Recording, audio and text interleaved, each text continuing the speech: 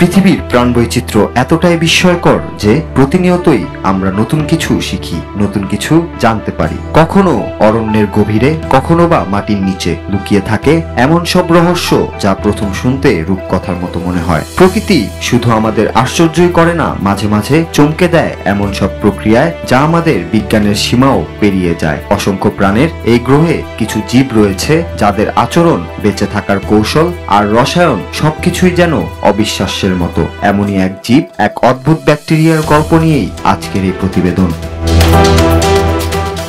সম্প্রতি বিজ্ঞানীরা এমন এক ব্যাকটেরিয়া আবিষ্কার করেছেন যা এই বিস্ময়ের তালিকায় জায়গা করে নিয়েছে। এর নাম কিউপ্রিয়াভিডাস মেটালিডিউরান্স।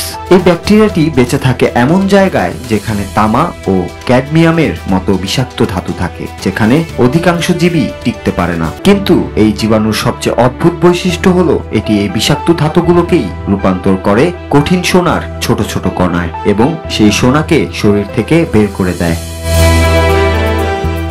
এই অদ্ভুত রূপান্তরের পেছনে কাজ করে এক প্রাকৃতিক বিজ্ঞান যার নাম বায়োমিনারালাইজেশন। ব্যাকটেরিয়াটি বিষাক্ত ধাতুগুলোর ক্ষতি কমাতে গিয়ে এমনভাবে ভাঙে যে সেগুলো শেষ পর্যন্ত রূপ নেয় সোনার ন্যানোকণায়। ভাবা যায় এক ধরনের ব্যাকটেরিয়া আছে যারা খায় বিষ এবং মলত্যাগ করে সোনা। এটা যেন বিজ্ঞানের ভেতরেরই রূপকথা। এই আবিষ্কারের ব্যবহারিক দিকটাও বিস্ময়কর। একে কাজে লাগিয়ে ভবিষ্যতে পরিবেশ বান্ধবভাবে সোনা আহরণ সম্ভব হতে পারে, যেখানে আর বিষাক্ত রাসায়নিকের দরকার হবে না। এমনকি ইলেকট্রনিক বর্জ্য থেকেও মূল্যবান ধাতু পুনরুদ্ধার করা যাবে। এটা প্রমাণ করে প্রকৃতির মধ্যে এমন অনেক সমাধান আছে যা মানুষ এখনো পুরোপুরি বুঝতেই পারেনি।